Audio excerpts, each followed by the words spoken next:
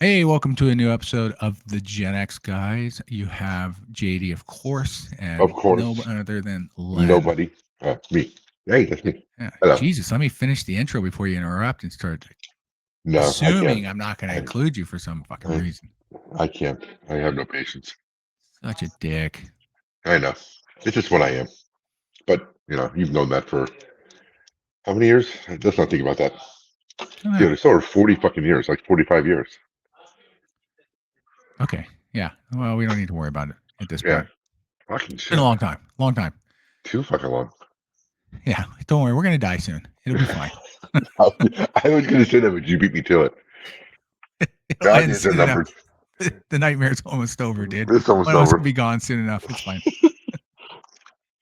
That's pretty Positive true. That's inflection true. right there of You ourselves. know, I'm so happy our wives don't listen to this podcast. Which is disappointing because we need followers. We need followers, but yeah, our wives don't even listen to it. And it's probably a good thing though. Yeah, they probably wouldn't care. They It's probably fine. institutionalize us. Actually, they already know all this stuff. It's nothing new. True. Yeah, I mean, they live it when we're together. They don't need to listen to it on the True, podcast, I guess. true. It's pretty selfish, but it's fine. Whatever. Yeah, but two more listeners would double our listener count, That's right.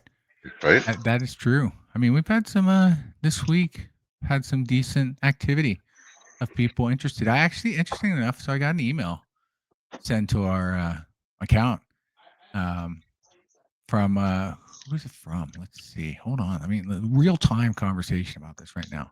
Oh, okay. Mm. Yeah, I have no idea So, what you're talking about. Gnarly Girls Podcast sent an email to you and I talking about, what if George Carlin still existed, blah, blah, blah. Well, there's someone named Tony Nagy. She's a stand up comedian, content creator. Uh-huh. She does dance videos wrapped around her very mobile political rants, building a community of over 800,000 followers. Oh, I holy don't shit! know who, Really? Is that yeah. real? Well, I don't know who the Gnarly Girls are, but they suggested that, might be worth connecting. So I don't know.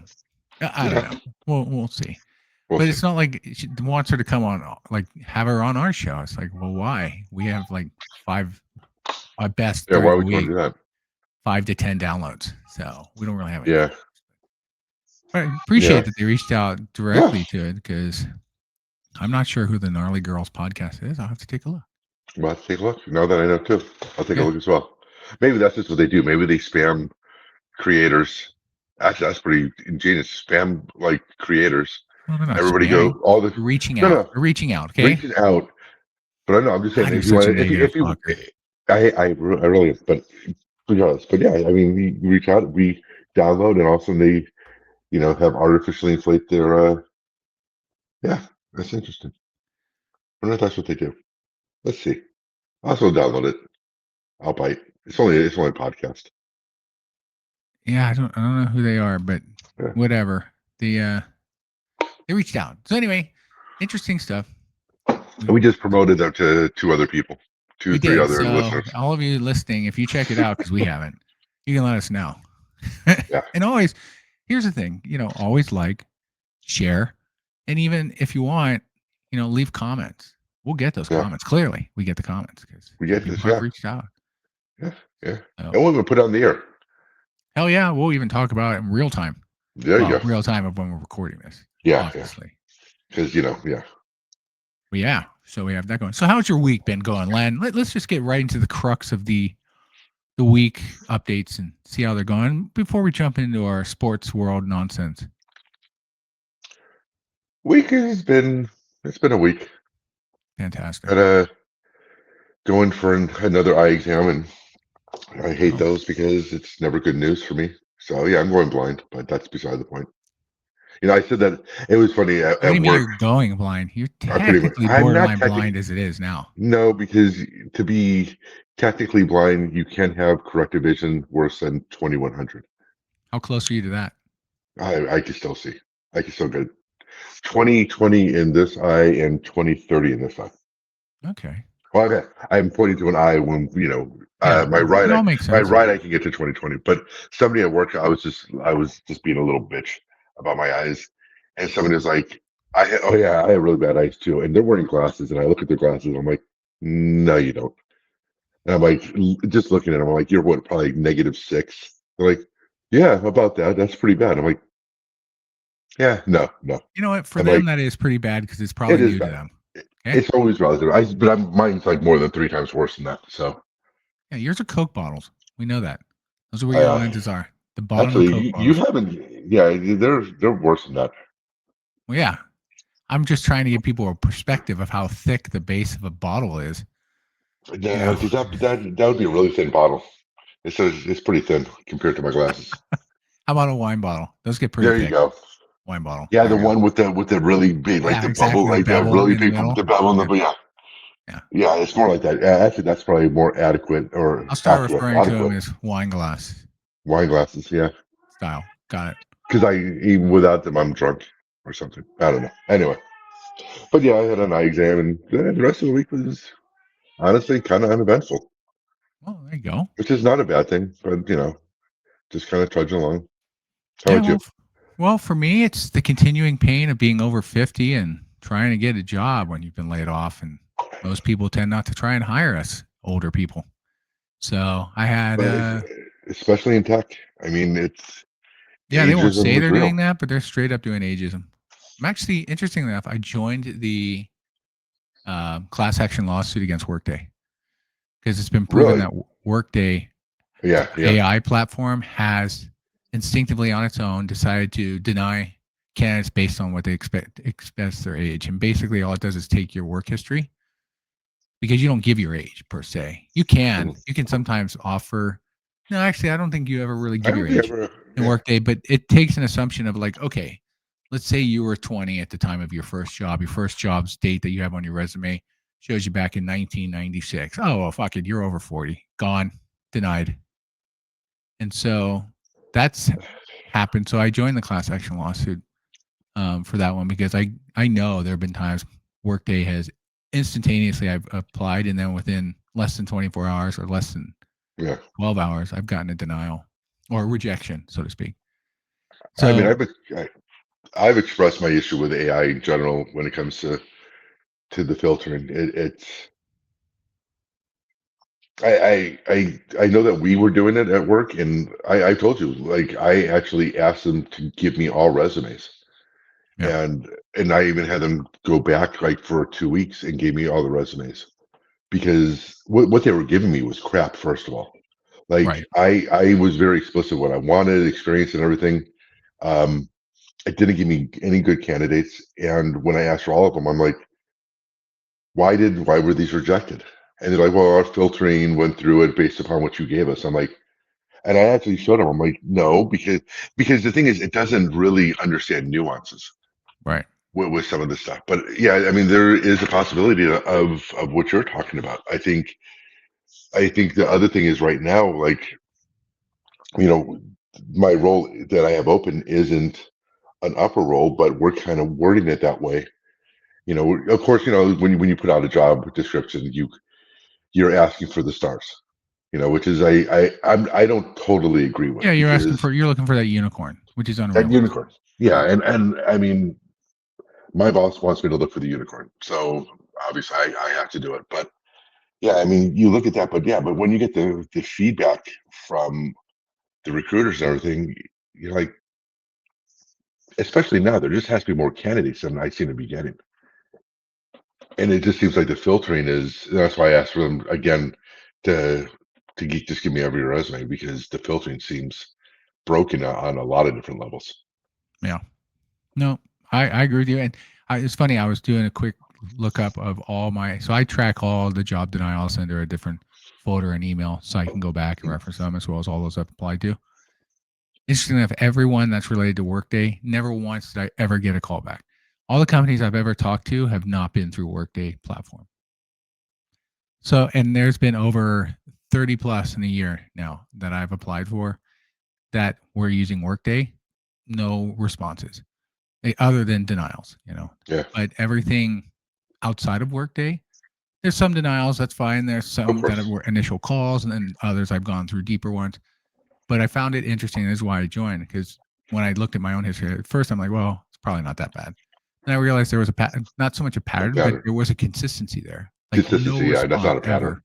Yeah. And so, you know, it's tough. The tech industry, yes, gets tougher because now a lot of people want to hire younger people, even though they lack the knowledge and the skill and the history. It's irrelevant. They're like, well, we can pay them less. And I think that's the thing because look at tech. We built tech. I mean, tech started in the 80s, and I understand ageism, not 80s, like 2000s, like during the original tech bubble, where all those people were talking our about age. internet We're tech, yeah, internet tech, yeah. But just saying that, um, Gen X, we were the ones who really started, the internet and everything. Everything that came through was from people our age, and we understand like the hesitancy with boomers because they were very resistant to tech and against it. But we're the ones who like understand it. We've lived through the true growth of digital. I mean, right, we were the bridge, 100% the bridge between analog and digital. Like we remember that transition of just something as simple as cassette tapes to DVDs and CDs and DVDs, yeah. all that type of stuff. So I mean, it's we're just definitely the odd, workforce that helped drive it forward. Because some of the tech, like Microsoft and Apple, which are right? more not so much. So, yeah, to your point, actually, if I think about it from distinguishing between the differences, like internet startups and whatnot, that was a Yeah, lot of Gen X, and it's then all Gen X. but when it came to like technology companies like Apple or Oracle or Hmm. Google and whatnot, well, maybe not so much Google, but Microsoft, those are Yeah, definitely late boomers, so to speak, guys yeah, who are later in the boomer generation who jumped in. So they're closer to Gen X, but right. regardless. But yeah, no, you're right. Gen X, we've been a part of it. I mean, I have over 20 years in the ad technology space. Hmm. Um, and all these roles I apply for, more than qualified for. Everything they look for, more qualified. Now, like I've mentioned in previous episode, or I decided to start more recently in the last few months. I work through ChatGPT, and I'm building up my resumes based on those job descriptions, and I get Hmm. responses. So I'm gaming their AI platforms by using AI as well to help me at least present. And of course, I don't, unlike some people who might copy word for word what ChatGPT does, I do not. A lot Yes. sometimes, and we've talked about this, some of the answers Yeah. are wrong. So you have to use it for what you can. But Hmm. I've noticed that I've gotten a lot more responsiveness outside of this. Although Workday still screws me, like no chance, none at all. So How far back do um, you run your resume? Do you just go back to I give IGN? detail. So when it comes to the resume, I break down. Yeah, there's been a debate. Like, do you go back 10 years, 15 years only? Hmm. Do you do the full experience? I don't do full experience in my Right. lifetime, but I will put a note at the end of like additional experience and I'll just put title company and that's it. I won't actually Yeah. put like details of what I did there because I don't need to, but Or just to do you give them put the dates? I do put the dates. Yeah. Maybe you take away the dates. Fuck Workday. Well, yeah, for Workday. Yeah. I'll do that. It's a good point. But even still, even if I took away those dates and I said, don't do IGN, that's still 15 years Yeah. ago ish. Yeah, about 15 years ago when I left IGN. So we'll still say 15 years. They assume you're anywhere from 20 to 25 based on my role as well, which would be director. They're going to assume a bit older. They'll still At least probably 40. age me out. Yeah, they'll still age me out. I mean, I think that's the crazy part is like, it's one thing for us, and I can kind of guess understand over 50, but what you see on social media is the ageism is starting at 40, which I think is, but what's even crazier is this, is that you hear that, but then you see all these things where they're firing Gen Z because Gen Z doesn't know how to work, which, I'm not going to get into the debate of, I think every generation, we talked about this before, but every generation kind of rides on the Well, yeah, other, but there were people ragged on millennials because they're yeah, always entitlement type bullshit, right? right. Like, and I work with plenty of millennials who didn't have that sense, but there were those who were. But I could say the same thing in Gen X, Boomers, whatever it is. Uh, People are people. If they feel entitled, they'll feel entitled. I don't care what generation you're a part of. but it sounds like there's a much bigger pushback when it comes to Gen Z right now. And what was just funny, so they're not hiring Gen Z, they're not hiring Gen X or even older millennial types. So what is there an age range of 30 to 35 that they're hiring from? It's just Well, and it's they just don't put odd. ages in. That's the weird part. They never ask your age. Yeah, but the thing is, if you put down Like, do like, you ask for the age? Do you even put a requirement I to don't think ask we them to put in I their don't, age? No, can technically we? you can't. You Yeah, I can't. was gonna say. So to your point, like I agree with you. It seems there's a sense that that's where they're going, but they can't really How figure out people's age. And people who look 50 today don't look anywhere what 50-year-olds looked like back in the 80s. I mean, the comparisons they always show is yeah, do crazy. you ever see that? Like, yeah, when they show Yeah, like Archie Bunker. Archie Bunker was our age. yeah. Or even Cocoon. Remember the old guy from Cocoon? Oh yeah, he's He like was he was 50, like dude. 50. He looked like he was like 70. So, That like, yeah, I've seen those comparisons, and that's those are nuts. yeah, it's That's just unreal to me. that's a different discussion to have. It's how do you Yeah, think? that is. How is it possible we haven't aged quite like they have? Like, why do we not look similar from an aging perspective? It's not like you and I go out and use like creams and shit like that to maintain a I'm younger start. look. I'm actually starting to. Okay, I take that back. So not like I go out there and use creams. Len's Well, no, no, trying to no. But hide I've his. I've I've also been. It's also been more recent for me. Like in the last year or so, Oh, I've been okay. a little. I just been a little bit more aware of like especially sunscreen and things like that and the damage it does. Yeah, that I agree with. Yeah, definitely. So, but I mean, before I would never do it because I mean, you had to for survival. And I don't do it. You don't do it all the time. I press my luck with the sun. The sun and I have a personal vendetta with each other. For Fuck it. those, I'll for win that those, battle. for those who've never seen JD, a picture or video of him, he is quintessential Irish. He is, the sun is not his friend. He's like No, the because the guy sun from, doesn't shine as much in Ireland.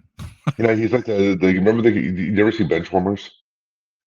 Yeah, I'm not like that. Yeah, Stop. yeah, like that. Yeah. Yeah. Screaming. He was terrified of the sun in general. Ah! Hiding in a Anyway, closet all the hiding in the time closet. in an apartment. Oh, you were in the closet. Anyway, um, but yeah, no, I mean, I just generally try and take care of my, especially that because I never worried about because I never really burnt. Like maybe Yeah. like, I mean, for obvious ones, but I usually got darker but it's like, yeah, I mean, because you had that, the skin thing a few years ago, where Skin you had to what? get you had a something on your was it on your nose that you had to get removed. Oh, yeah. Something in there. Yeah. Yeah, but I mean, it's just little things. I think it's little things like that as we get older. I mean, kind of deviating from the older thing, but I think you just become a little bit more aware of these things. Like, yeah, as much as we joke about, we're going to die soon, we probably should try to prevent it as much as we can. Well, yeah. That would probably be true. Yeah, sun damage is a real thing. But yeah, I Yeah. mean, back to like Anyway, the whole age thing, but the job scenario. But yeah, yeah. Anyway, so the whole workday, I it's got sidetracked on that. But it's realistically, just weird, this yeah. week has been relatively good at a few interviews. We'll see how it goes. So And maybe it'll at pick least up. the thing is, at least we're getting in front of people. I mean, I think that's the hardest part is just cracking through that and getting somebody to get face to face. The Yeah. hard one is you talk. I don't really like the recruiter screenings too much because it's like I always wonder how what are they really doing during those screenings? And I've been through them, but how often do you get a screening and then you never get past it? And it's like you're wondering, what did I say to this recruiter to make Or them what did the to make recruiter write down? exactly? And it's like I mean, you hire people and you sit there and you have these conversations. It's like there's one recruiter that she just wanted like, oh, okay, high level, oh, okay, okay, okay, and just was okay, yeah, that's good. Okay, no, I got it. And it's just, and it showed in the type of recruits I was getting. I'm like, who is she rejecting? That filter. It's like, I understand the whole salary side of things. I understand, the return to office or those things that might put people off. But I just had a feeling that, she was just one of those that was, she knew exactly what I needed, or at least she thought she did. And I think she was filtering people before they even got to me. And once Probably. resumes that I okayed, it's like, how did oh, I only get a third of the people go into the next step? Right. How did she filter them out? So it's yeah, hiring is especially once you actually start hiring people, um, and you kind of see what goes on behind it. You're like, fuck, this sucks. I mean, it sucks for everybody. It sucks for, for us, for the hiring managers, because are we actually getting good candidates? Are we getting the best candidates? Right. And then, the other side is for the candidates, it's like, are you actually getting a fair chance? And I think that's the biggest problem with Workday. It's like, I, unless I'm explicitly saying I don't want somebody over the age of 35, which like you said, is totally illegal. I don't and maybe the salary requirements are the only thing, but you wouldn't get to that until you get to the talking to the recruiter. Right. So why Workday would do that is, I think that's going to be a big question is, why did they actually do it? Was it the companies asking them to do it? Or were they doing it because they thought that would give them the best candidates? Which, again, I don't understand. So I'm Yeah. curious Yeah. to see what the logic behind them doing that is. Yeah. We'll see what happens with that because I'm part of that now. But yeah, that was that whole thing. It was approved to move forward through litigation because they tried to keep it from going through this whole Of court course. and ended up losing because there was enough evidence to prove otherwise that yeah, their platform was indeed selective on how it Yeah. pushed people forward. Anyway, so yeah, that was for me. It was fun times. So I guess we're not going to be getting a job at Workday anytime soon. Probably not. Yeah. So far, the companies I'm talking to don't use Yeah. Workday, so they use either Greenhouse, which is another one Yeah. alternative. And then I'm sure there's others. I can't remember which ones they are, but Yeah.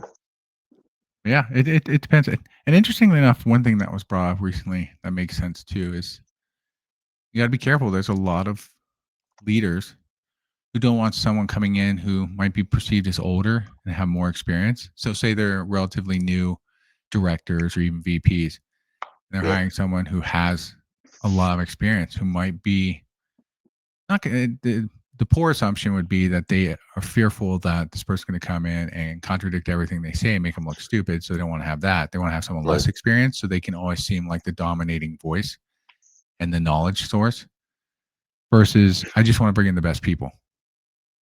Right. Even if there's someone who knows more than me, that's fine. If I get along with them and they can work with me and help me as well as I help them, that's all that matters. So I think Yeah. it's more of the former that goes on than the latter. It's just this fear factor that they're going to be made to look bad and they don't want to take the chance. So they just move on to younger people. Yeah. Again, that's an assumption. It may or may not. I don't know if it's true across the board, but I do get the sense in some cases that's the issue. So Well, like the role that I have is for essentially like a program manager type role. hmm And I'm kind of, I'm cognizant of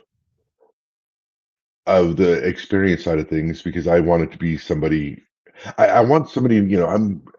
I definitely want somebody who comes in and is able to look at things and is flexible. And I hmm think that might be the one thing that people also fear when it comes more on a negative perception, right? Not just the fear that you're gonna, but is that and I've seen this just in acting out with people over the closer to our age is they start to get a little unyielding. There's that perception also, I think, that you're going to be set in your ways. Yeah, with that much experience, you think that you know everything, and not so much that you're going to undermine also, but just the fact that you may not be able to pivot. You may not be able to adjust to things.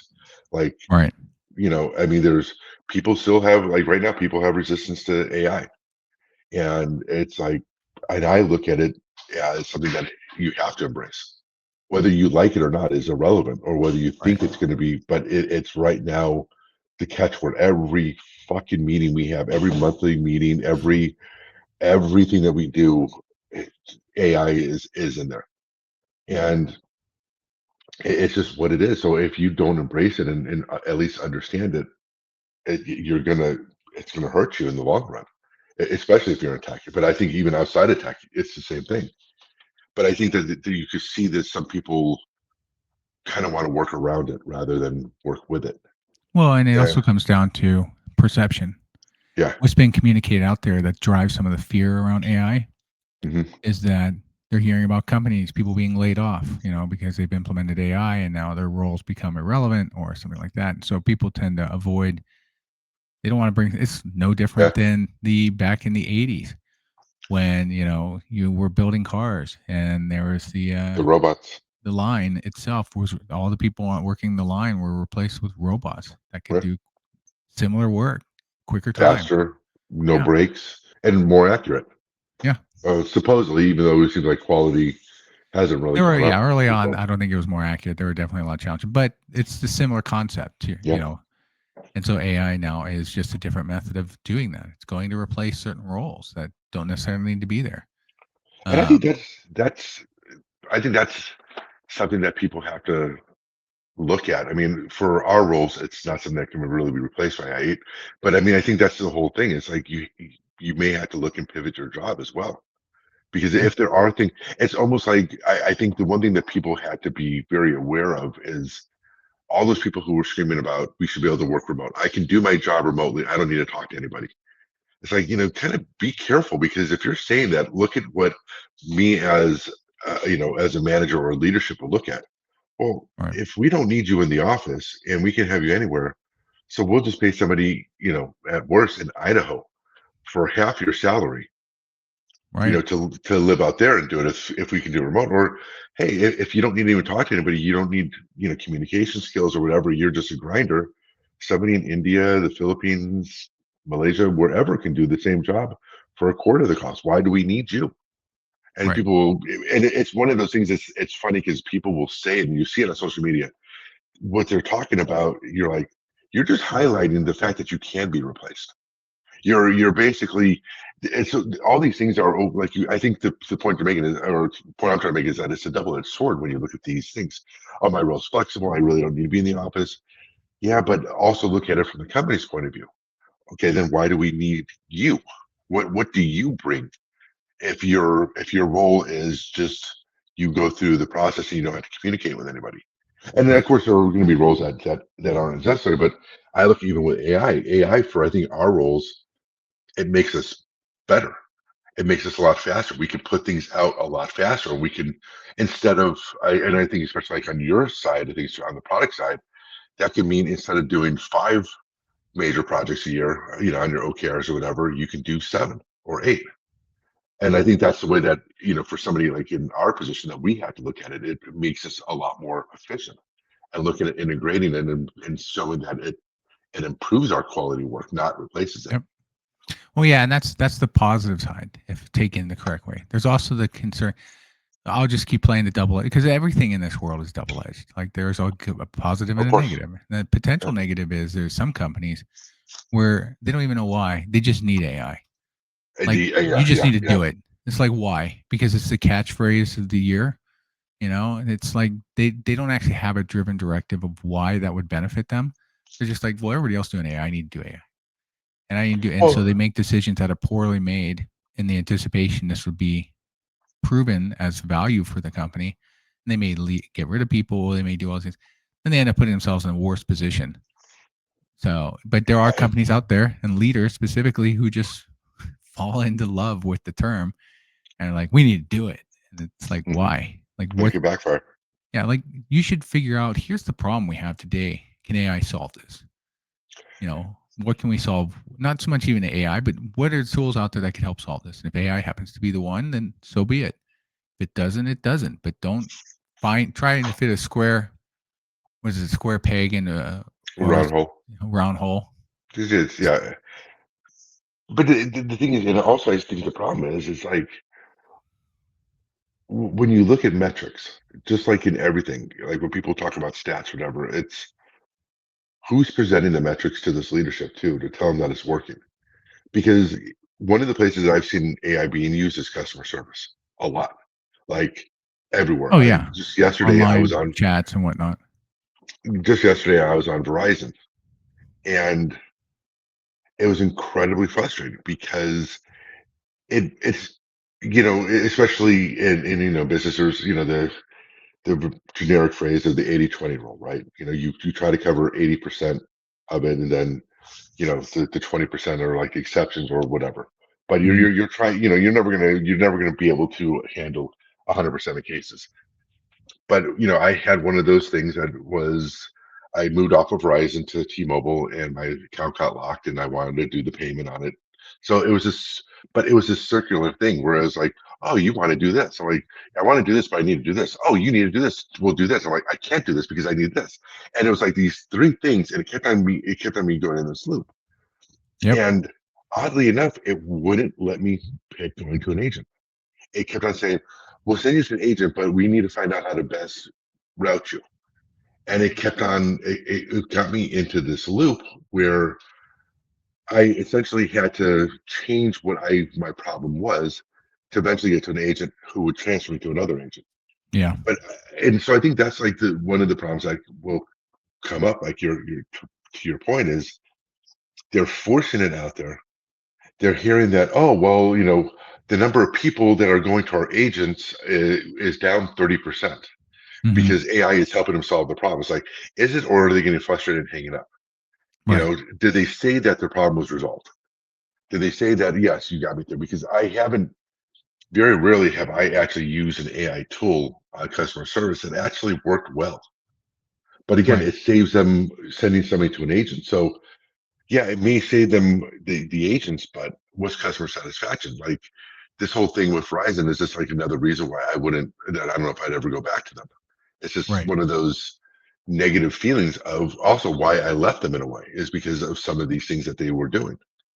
But it Yeah. seems like, that's a double edged. I think to your point, though, that's a double edged sword is like, who's monitoring it? And yeah, there is a point also. Is it mature enough? Is it mature enough to handle these business use cases? And also, like, your company's reputation is at stake.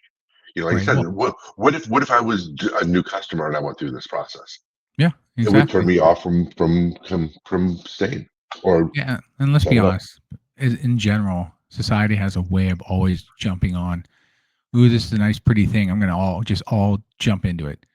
No Shiny, concern whatsoever about, is this the beneficial? right thing. What's the impact? To your point, like using it with chat support, sure, it makes sense. But a lot of times, and I've run into this exactly what you ran into, where I don't want to deal with you. I want a live rep because you're just going through the standard procedures and I've already done all that. I need to go to a live rep. And sometimes it just doesn't happen. And I just say, Yeah, fuck it then. Um, but yeah, no, it's like anything, society loves to run towards, oh, this is cool. It's new. Let's do it. yeah. And it generally doesn't work out well, but we'll still do it. So it's, it is what it is. But hey, It is what it that's is. what AI could potentially provide value. It may not. I We'll see can't. I long mean, term. I think long term. I think the one of the things I saw it was about how they're trying to figure out how to better monetize it because it's becoming one of those things where, especially when you see the data centers they need and how much power it uses, it's pretty incredible. Yeah. Like like Constantly the logic cost of doing it. running. Yeah. Yeah, exactly. Well, like there's this thing where like I saw on social media where you ask ChatGPT to count to 1 million by once, and it'll say no. It'll actually say no. Like essentially, it doesn't really say the reason why, but the reason why is it's like we're not using the processing power to do something that stupid. Right. Well, it's That's just like just when people say, you've heard them say, stop saying thank you and everything else like ChatGPT. Like, simple things, terms that they feel just drag on the overall logic and concept. Like, Mhm. well, what, you can't be sensitive to ChatGPT's feelings? Maybe it Well, cares. what's How am I going to grow it to ironic? be a self individual if I can't be thoughtful and give it all concepts? What I think is ironic about that is how the prompts can be so sugary. And not the prompts, the responses to you can be so human and sure, like it goes out of its way to make it sound human. And it's to the Right. point where there's a lot of times where I've actually like apologized to ChatGPT, and I'm like, what the Well, fuck am I doing? why are you apologizing? Well, no, like I went to I agree. I don't know I'll, why, I'll but it was sometimes go, oh, my correction. I gave the wrong detail. Use this instead.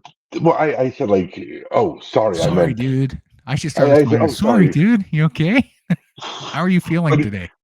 But exactly, yeah. I mean, that's what I did. Like, oh, sorry. What I meant to say was, what am I putting fucking sorry in? Well, I mean, I should have just said what you did, which is what I meant was. But I've actually told it. I said, tone down that. I've told it, talk to me like, I'm a Gen Xer, and I don't want that affirmation. But I don't want any positive feedback. Could you I don't want any stop positive giving feedback. positive feedback? It, Just it tell makes me me, uncomfortable. look, clown, do it this way. I'd feel better. I've actually no. That's the prompt that I've said. I actually wanted to be very critical of me. I wanted to tell me if it thinks I'm wrong, and not to be like, "Oh, you're on the right track." Because say, "Oh, you have a great line of thinking and everything," but you should think about it. I'm like, "Well, no, you just told me I'm an idiot afterwards, or I was completely wrong." So no, Hey, my it's line of thinking using wasn't the correct. sandwich routine on you, okay? I fucking hate it. Positive, you're stupid as fuck. Positive. And what's funny is I was in a leadership thing, one of those leadership training things, and they said it's gone out of fashion. I'm like, oh, thank God. Yeah. But they said that 10 years ago too. Yeah, And I yet don't it's use still it. used. I don't use it. But I've told my reports that, look, I'm going to give you your positive here, and then the things you have to work on here. Just period. That's how it's going to be. Don't take anything from it. I'm too lazy to go into that much writing. It's just I'm So not going you're to do three positive. paragraphs. You're doing a great job. You've hit this, and this like I needed you to. You've learned this. Is great. Where you need to work on is you're lazy. You could do so much more. Well, I don't And know I'm not about going to write that all down because I'm lazy too. So that's my con that I need to work on. It's fine, and I'm not going to. By the way, at my age, I'm not going to work on that con. no. It's maybe that's why we can't get hired. Fuck. That's exactly it. You Yeah, got to show growth, dude. you have If to. you're stuck and you can't do it, then you're screwed. Yeah, So that's funny. good old AI. All right, let's jump into some sports, man. Let's try and make this an exciting conversation for the final, like whatever amount of time we have here. Yeah. So let's talk about Niners. I'm going to start with the Niners first and foremost. A team Can that they seems to actually get beat the injured Saints? all the fucking time. Okay. First week. First week First we week. lose Kittle, we lose Purdy apparently for Yeah. week to week 3 to 5 now. weeks. Yeah. Well, No, they said, it's Lynch said week to week. Everything's week to week. of course So, he's going to say that. well, it's true. It is probably week to week, but their expectation is just historically based on the injury that it's probably going to be 3 weeks. But they're not going to say that. You never know. Some people recover quicker. Regardless, it also depends how badly we do against the Saints. So the team, played okay, had some struggles, ended up winning, which is good. That's what happens when you're a good team. You can beat, even when you're playing poorly, you can pull it together. The kicker was fucking horrible. Thankfully, this week, after over a year of complaining by all the fans and the Did you? numbers pointing, he got He signed by the got Bears. picked I know. up. Yeah, to the What the practice squad. fuck? Well, practice squad. He's not coming in as the starter. I don't know why you even put a kicker on a practice Why? squad. Oh, no. Okay, look. Kickers, I would say a large percentage of kickers in college can make NFL late kicks. It's 100% that. Well, a lot more of these I think kickers coming out of college have bigger legs now. Like they can right, kick deeper. right. So I've always thought that kicking in the NFL is no different than free throws in the NBA. Mm-hmm. Everybody can do it in practice and in no pressure times. And it's when you have a guy who has to run out there like a bit of Terry, Tucker when he was at his peak, all these great kickers. It's always do they are they consistent? And I think that's the Right. whole thing with Mooney. I'm sure in practice he fucking nails them from 60. I'm sure he does. I don't think it's a skill issue. I think it's purely the ips or whatever we used to call it. The yips, It's a yips, yeah. the shanks. But Yeah. It's a it's mental blow. It's a purely mental it's issue. purely a mental thing. So why would you take a chance on him if you know that he has his he had the whole off season to get mentally straight. He could have fucking did yoga. He could have become Buddhist, whatever. Just meditating, like just Buddhist. I reaching like his how that's inner an answer. whatever. Yeah. But no, but I'm being serious. But I'm saying that meditation, that being able to do that mindful based stuff and all of that stuff that I refuse to do, to make to improve your mental health. And he could have done, and he comes out in the same shit. It's the same. So why would you? What upside would you have? He So wasn't. anyway, yeah, calm down. Calm Anyway, down. All right. I get your I point. I I don't think we get all it. got your point. Okay. You hate the fucking kicker. Every Niner fan did. Ever, yeah.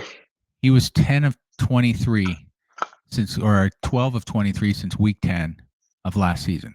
So he was a horrible kicker. Literally was out there 50-50 shot. That's basically what you were hoping for. You had a 50-50 chance he'd actually make any field goal or extra Well, point for that matter. I'm also highly upset with kickers because the Browns kicker lost us the game. We easily should have beat the Bengals. Well, you would have tied the Bengals. No, he missed an He extra missed the point extra point. That would have tied and a it. field goal. A 30-yard Whatever. field goal. A 30-yard field goal. No, Yeah. fuck you. He missed it. No, I think it was a 36-yard field goal. No. How about the receivers letting the ball bounce off their hands and going into the... So, I mean... Both of them. No, it's not just the kicker, though. It's not just the kicker. No, I'm blaming the kicker. Okay, so anyway... I'm bitter about Moody and him, so yeah, I hate kickers right now. Yeah, understandable. It's fine. So, Moody's gone.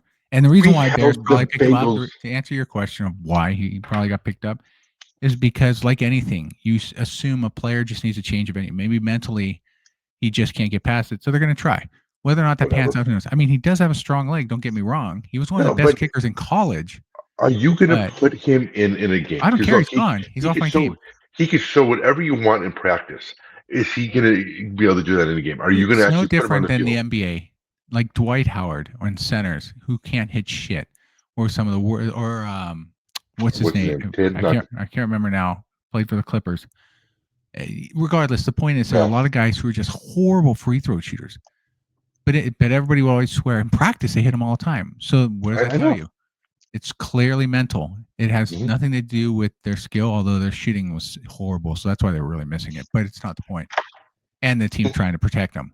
But the reality is that a lot, to your point, it's mental. And so he's gone. So Niners get a new kicker. So that's great. We'll see how it goes. And we play the Saints. We have Mac Jones, who we originally were interested in getting back during the days when we ended up trading 3 draft picks so that we could get oh my God, why am I forgetting that poor kid's name? Trey Lance. Thank you. Poor kid. That might be another reason why I'm not getting jobs. My memory. But Trey Lance, who never should have been picked. Definitely not for 3 draft picks. Never should have drafted. Hey, there was talk Mac Jones. Now Mac Jones on the Niners. So he's starting. I thought he was a decent quarterback for the Patriots the first year. But he was a rookie, so he made mental mistakes all the time. You can see it. And then, let's be honest, Bill Belichick sucks as a coach without Tom Brady. So, offensively, he's garbage. He's a garbage coach. He's not an offensive coach. No. He always had strong offensive Horrible coach without Tom Brady. Horrible coach, yeah. Andy Reid's a better coach than him. He's probably the greatest defensive mind in the NFL I don't know history. if he's even the greatest defensive mind. Oh, fuck that. No, I would say there's better. But really? Because Brady won Why is he the greatest defensive mind? Look what he did with those defenses. Were his defenses ever the greatest defenses in the NFL? They were consistent. The Giants one? Never the greatest defense in that season. In a season. In that season that they won the Super Bowl with them, they were the best defense in the league. No, they weren't. They were the best. Not the best ranked defense. They weren't the best. Defense. Look, he's never had the highest ranked defense ever. Okay, but so him consistently having a top 5 defense. Top 10. We'll go top 10. Okay, fine. Top 10 over 40 years. Doesn't make him the greatest defensive coordinator. There's been coordinators who've been just as long. And as good and consistent. Nick Fangio. No. I would say arguably. Yeah, now you had to think about that for a second, right? But like still, it's not I was still the point is, even if you say he's a great defensive coordinator, it doesn't make him a great head coach, greatest of all time. Well, no, because he hired the right people. Why would? Okay, let me ask you a question. Hold on, let me throw this at you real quick before you start going on your tantrum. Okay, before you go on your tantrum. Sure. Let me throw this at you. Here's the counterpoint, real quick. Okay. He's never won. He's had losing seasons without Tom Brady. Okay, first and foremost, that's a fact. He had Tom Brady for 20 fucking years. Yeah, exactly. That's fine. But even before that, with your Browns, before they ended up moving, or was it when the expansion rounds came in? Yeah, and how many? And 2 years later, they win a Super Bowl with the core that he had. Everybody said that at that time, and people will say is that he built the core for that Super Bowl team. Okay, sure, it wasn't Ozzie Newsome, but anyway, moving on. Let's see. Then you're just bitter because it's Baltimore's Cleveland. We know that, but we're not going to get that. I'm trying not to jump down that rabbit hole for fun because it's just not worth the time. That being said, no. When Brady left, or Brady got kicked out more specifically because he decided he wanted to move on, didn't want to keep him. Right. That his teams were garbage. And, think about this: he never once got a sniff of a head coaching jobs for such a great coach. Why didn't he get a head coaching opportunity this year? A lot of it, what comes with him, and nobody wanted at his age Correct. again, ageism at his age to do that. He wanted, everyone knows he wants complete control. But look, so where's your logic at Anyway, so where the head coach, before I the head forget, let's coach get into is this not, real quick. Before I forget, let me say Andy Reid. Why Andy Reid? what do you He mean? won. Andy Reid got to multiple Super Bowls with different organizations and always had winning seasons with different quarterbacks. How many Super Bowls did he win without Patrick Mahomes? He's won 0. I'm not Oh, saying that you can't win with a different. I'm saying he got there. I'm saying Belichick didn't get shit. How many times did Belichick get to a Super Bowl without Tom Brady? okay. And what were his quarterbacks that? So McNabb, even though he was still a franchise Well, who was the quarterback. quarterback for the Browns back in the day when he was there? Testaverde, Yeah, he's not bad. really? You're gonna say that? Yeah, Testaverde wouldn't be able to Hey, take you the team just said anywhere else. Belichick knows how to put teams together. He clearly doesn't know how to pick You're right. quarterbacks. I would probably agree with that, but I would he still got debate lucky. Belichick is one of the is one. First off, there is no greatest coach of all time. Let me reset that real quick because there isn't. There's Paul Brown. different time periods. Yeah, you'll say that all the time because that's the last time Cleveland was actually relevant. It doesn't matter. You're right. Yeah, And when you had you the weren't even second best, born, dude. I You weren't know even you born. That's had how long it you is. have the second best head coach of all time, Bill Walsh, giving the credit to Paul Brown. So what does that tell you? Well, Bill Walsh is the greatest coach of all time, in my mind. But again, there is no greatest But coach. you Honestly, just there is no greatest coach of all time. I know. He was the Because greatest of his generation, is you how I can't put it. you can't yeah I totally agree that like you can only say for generations or eras Yeah. because Paul Brown, I mean, yeah, there's a lot there. I agree. Yeah. Vince Lombardi. I mean, he was one of the greatest coaches of all time, too. But Won also, just did he championships have a and the second? first 2 Super Bowls. You know? Yeah. Which, by the way, apparently we're just going to go on tangents here. So I'm just going to continue this path. Let's talk about the Packers. Stupid stat that they showed on Thursday night. Quarterbacks were 27. Bart Starr was 27, won the Super Bowl. Oh, I Brett saw Favre that. was 27. Aaron Rodgers. So I said, why don't we put the fucking quarterbacks who played during Bart Starr and Brett Favre, who were 27 for the Packers, who didn't win a fucking Super Bowl? Like, let's not just associate How that bullshit many stat. didn't? Yeah. Yeah. Or how So is that stupid. relevant? Because It's not. It's just a good story. it's totally the stats that they will bring up are moronic. I mean, But how many Super Bowls have the Packers been to? And they talk about this franchise has been nothing but winning since the 90s, since Brett Favre. Because they have Brett Favre, they went Aaron Rodgers, and then Jordan Love, which, I'm like, okay, great. How many Super Bowls have they been to over those 30 years? 2. 3.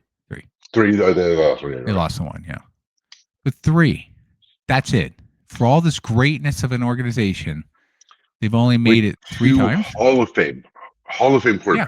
And I would argue, Aaron Rodgers in terms of talent wise is a top 3, top 5, or like in that total upper echelon of quarterbacks. If you say for stats, yes, I agree. I think just skill and ability level when you just look at that part of things.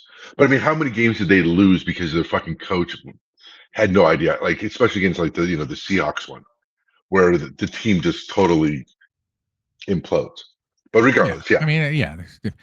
But I guess my point is, and I get it, it's the narrative. And maybe I'm just the one who wants to destroy every narrative ever said because I think they're just too loosey-goosey with a lot of this bullshit and they don't really paint the real picture. And they just sound stupid. And it's just ridiculous. And so my goal is just to paint the true picture, which is, okay, yeah, they've had great, but they've only been in the Super Bowl 3 times. Aaron Rodgers, throughout his whole career, went once. Mm-hmm. That was it. Biggest disappointment ever. I mean, in all fairness, Dan Marino only went once as well, and he ended up losing. At least Aaron Rodgers won. Football, like above any other sport, is a team sport. I mean, it's you can't, and that's the reason why. Like, I don't totally disagree with what you're saying about Belichick, right? But you don't get dynasties without multiple Hall of Famers over a period of time. You don't. You need that coach. You need that quarterback. I mean, Niners had Montana and Young that kept them going for and then you also years. had Rice, and then you have Lott. You'd have all these things where with them. But what I'll also say is the Patriots today, anything that they do today is irrelevant to what happened during the Belichick era. I mean, or the Brady era, whatever you want to call it. They're not Oh, there. Brady era, Oh, because that's really what it was. I knew you were going to say that's why I headed it off on a dick. I wasn't anyway, going to, but since you gave me the option, I it's had to totally respond. irrelevant. It's totally irrelevant. Like it Go has on. no bearing on anything that happens today with the Patriots. No bearing. Like anything that happened like in 20 years ago, or when do you want to bring up these old stats? Like you said with the Green Bay, and how is Right. that relevant today? Like it's just a talking point that people want to make, or they somehow think that, oh, well, we have history. It's like, well, yeah, the 49ers came into the Super Bowl against Baltimore, with a perfect record in the Super Bowl. But those were all Yeah. Bill Walsh And teams. You can Harbaugh also, fucked us in blood. yeah, and then recently same thing. But Shanahan's Shanahan's the deficiency same is thing. he gets He ahead, he just chokes. makes stupid decisions. I don't know why. But yeah, but I mean, so yeah, and anything like yeah, Bill Walsh isn't out there. This isn't the '80s anymore.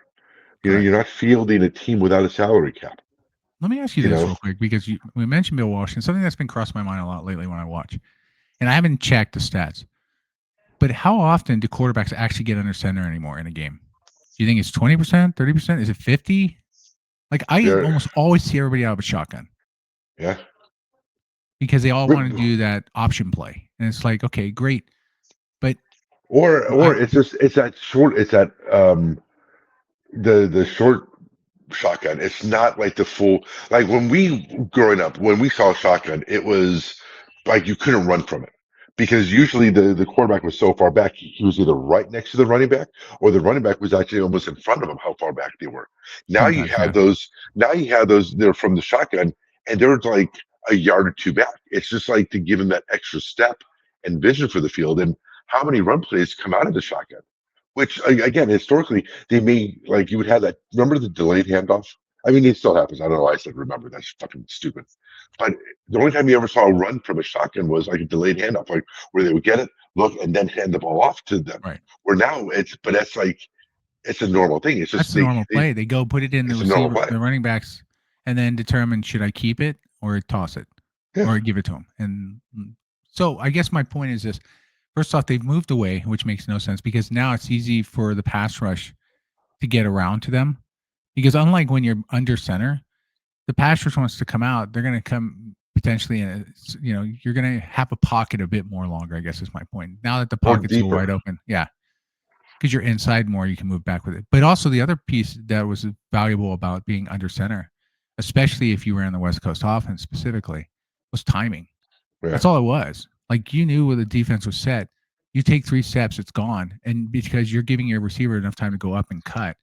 If you're shotgun, it's fine. You're already back there, but there's no real like your timing isn't in unison with the receiver. Is my point because as you're moving, you need to now hit there. Versus as a shotgun, you're sitting there staring around, happy feet a little bit because you're not sure if you should hand it off, hold on to it, and then suddenly you have to try and find a receiver in motion somewhere. Well, like did you say like with the Packers Washington game, Commanders game? Forgot what the fuck name they were. But Fine. when you see with Daniels, I mean, he drops really far back. Yeah, that's the other thing. When And that's from college days, but they're going against pass rushers who are like, thank you, you're making it harder for the exactly. tackle. And then but you also see Daniels is the type of quarterback I think he gets way more love than he deserves because when things are going well for him, he's a very good quarterback. But it's also like the issue with Shador Yeah, I mean, Sanders on the it's Browns. literally only his second year as a But the thing quarterback. is, but again, it's those bad habits because that's what they run in college. Yeah. They drop back and then they think that the receivers can get open if I just wait long enough. How many times did you see him hold on to the ball way too long? You have these scrambles and you get a hold, or he gets tackled, or he runs for a yard.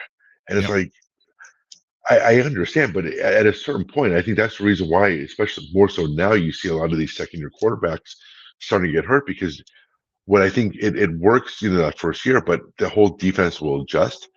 They're not adjusting just to them; they're adjusting to their bad habits. Oh, he does this, so all we have to do is do this, and he's going to work right into it. Right. And so, like what I saw with Daniels was a lot of things should be concerning for Commanders fans because he was holding on to the ball way too long. He was dropping really far back in the pocket, and trying to do these movements where what you kind of noticed what Green Bay did was they just let the pocket sit there around him and not trying to get one person to him, but let it kind of constrict, and he automatically starts getting, like you said, happy feet, and then he was one running around. So even if Green Bay wasn't getting like direct pressure to him, I think just letting the pocket like push him back with his timing, he wasn't getting the ball quick enough that you Right. could just see that he, and again, if they're able, and then people will say, well, his receivers have to get open or the coaches have to scheme to him. Yeah, that's so easy to say. You don't think that coaches aren't trying to do that all the time? Sometimes you have to put it on Right. the quarterback. Sometimes they don't process it fast enough. Yeah, of course. Well, one other thing that I always found interesting too is in these games when it's like 4th and 3, right? And they're going to go for it. As a defensive coordinator, I want my corners up on the receivers and hit them immediately at the line because you can hit them at the line. You can't hold Yeah, them, but you can hit them. It's all yeah, about timing. Take them out immediately while your pass rush goes in, and suddenly they're not going to be where they need to be. But too many times they give them that little 3-4 yard gap, and then they just go up 2 and turn, and that's all yeah. or 3, and it's like, dude, why are you doing that? Like common sense. So it's not just the players, the coaching Oh, has yeah. gotten a little dumber too, apparently. On both sides. Um, yeah, on both Well, sides. they get safe. I think Well, yeah, that's way too safe. Like yeah. you telling me you can't run, you can't just hit the receiver. I get it. Some of the cornerbacks are gonna be smaller than the receiver, so you know Well, it's gonna be hard physically, but you can still bump them. Like the just one bump that them. and I know the rules, but again, it seems like how NBA is became with the rules to make it offensive is how many things would have been called a screen or a wide receiver screen Right. or where they're literally blocking somebody when the ball's in the air, Yep. and there's certain rules about it that they can do it, and I'm like that it gives such an unfair advantage to the offense with some of these things about how they can get hit. So yeah, I think though, to your point though, if they get bunched, that you have to worry about getting taken out by your teammate or the wide receiver doing this blatant screen Yep. that they don't call anymore. I mean, it almost has to be the point where they're blocking them downfield for it to be called. Yeah. Like you see it and you're like, and again, the ball's in the air and they're blocking them. Right. And I understand how the rules are set up. I just don't agree with the rules. Like I said, I'm not Yep. saying that they're not calling it. I don't agree with the rule change of giving that type of unfair advantage to the offense. Where, yeah, how can you defend it best? Like you said, if it's 4th and 1, 4th and 2, and they can do that, that means that the quarterback has to make a great play to stop Especially essentially if a they run on say the outside. quarterbacks only have 3 seconds to really get rid of a ball nowadays. Right. It's pass rush. Well, if that's the case, bump them. You've just taken at least 1 or 2 seconds away from them, so now they're really screwed, and they're not going to be Yeah. in the spot where they need to be in 1 second. Yeah. So anyway, But again, so if you have one receiver playing up on the line and the other one playing back off the line, how are you going to bump the guy who's back? Right, the one who's playing up on the line will do the screen. The guy back will do the one step back or catch the ball, then dive forward. yeah, well, And you see it that's all the where time. if both corners are on the line, though, even if he lays the screen, the other corner's just got to remember to cover. I mean, it's mental too. Like Yeah. anyway. So last question for you: what's the big game you're interested in this weekend for NFL? I don't know if I really have Is one, there to be one? honest. Is there one? I guess is the question. I I mean, our obvious. I mean, I think there's a lot of rivalry games. This I mean, Kansas City, Philadelphia is probably the big the game just biggest because the one. Super Bowl rematch. But I that's don't know about it. about Kansas City though. I mean, we'll see. Yeah. Well, We'll and then see. of That, course that was that was there's that two was Monday night games too this week as well. yeah, yeah. Oh, East Coast people are not happy about the other one. It doesn't start until like fucking 10 Well, o'clock or 7 whatever. o'clock West Coast, so 10 o'clock their time. Yeah, I Yeah, know it's stupid, and I know it's the Raiders against the Chargers, so it is West Coast specific. So less people should be overly upset, but for true fans who love to watch the football games, it does suck that game's starting so late. I don't know why they do 2 Monday nights, but it just seems so random sometimes. again, it's because, like you said, they're going to be able to pull in ratings. That's all they care about is look. Yeah. You're probably going to get more viewership because more people on the West Coast will watch it versus watching. Like, how many people on the West Coast or the western side of the U.S. would watch that game if it was on Sunday. It probably wouldn't be aired, and Sure, nobody would, I agree. Yeah, only local people. the So rivalry the as well. NFL, to the NFL, they're happy about it, but it's like, again, it goes to that whole thing like, oh, let's put this on a streaming only service. Yeah. To them, it's about how are we going to maximize our revenue, not I agree. experience for the viewers. So Yep. that's All another right. discussion. Well, it's been great once again this week. Hope everybody's enjoyed our little chat. If you have any questions, feel free to make comments, please. Yeah, Like, not even share, questions. Just you know, you guys are spread the word. dumbasses, and be more prepared and actually stop with your ramblings. Just constructive feedback, as brutal as it needs to be, is appreciated. Yeah, we just laugh if it's really bad. So that's fine. Yeah. Anyway, everybody have a We won't great week change. coming up. Good luck for anybody who's got fans of certain teams. Good luck to you. Otherwise, we will be back next week. Yep. Take care. See ya.